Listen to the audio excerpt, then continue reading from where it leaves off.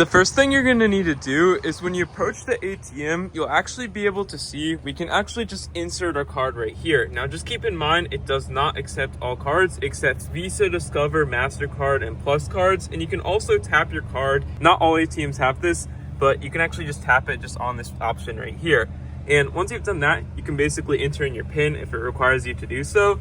And on the screen, you can actually use the options to withdraw, deposit, cash, or check, or just anything you would like to do. In doing so, you can just select that option on the screen, and you basically want to type in however much money you are withdrawing or depositing. In deposit, you just put it in here, whether it be cash or a check. Just keep in mind, press on cancel when you're actually done using this machine.